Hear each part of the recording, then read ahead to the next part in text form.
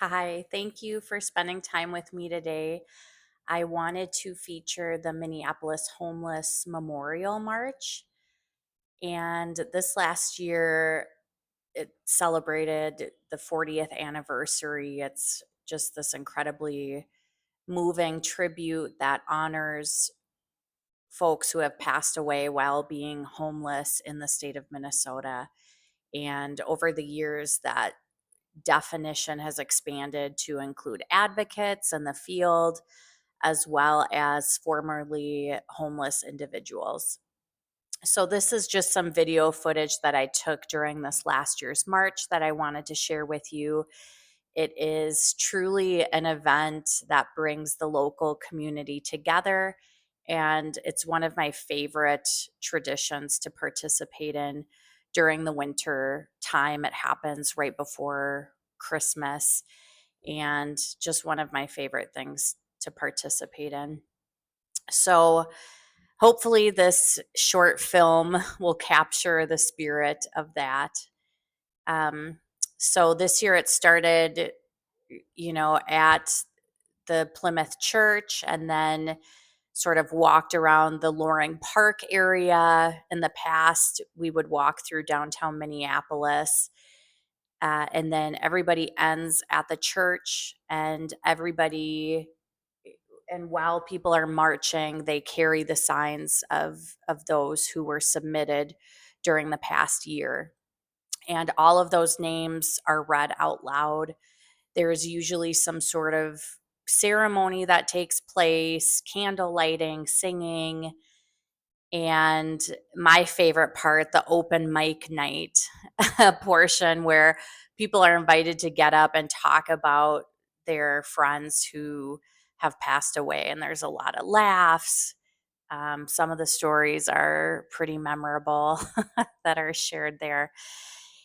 And so, for I think a lot of people in this community, the friends that they meet in these spaces, shelters, daytime drop in centers, staff at these programs, they really get to know, they really, develop relationships. And a lot of people don't have formal funerals or memorial services.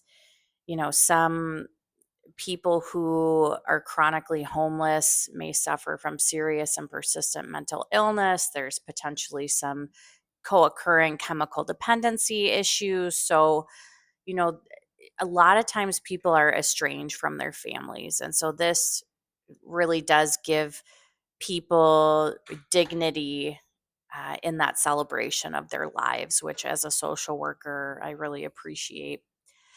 So there are some nonprofits that are involved in this: St. Stephen's Human Services, Simpson, Avivo, and for those of you who are watching in the policy course that I teach, you've already met John. I won't say his last name just to respect his privacy, but he's been sort of a big part of helping to lead this memorial for several years. He's worked in the homeless community here in the Twin Cities, and he is also a policy leader who helps implement policies for a lot of these programs that those folks utilize. And really neat experience to work alongside of John in the Hennepin County shelters, where I did evening outreach when I first became a social worker, and really learned a lot from him. So it's really neat to be able to see him and stay connected to him. So at the end of the night, Minnetonka Methodist Church, they also come in and they cook a meal, and everybody is welcome to stay in the church basement, break bread together, which I think is just symbolically a really nice way to end the evening. So I've shared in some other videos that a little bit about my social work experiences working with folks experiencing homelessness, and had some years doing a lot of different opportunities, and that was some of my favorite times being a social worker, have a lot of memories from that, and would just encourage you, if you haven't been to the memorial, to check it out, social worker or not.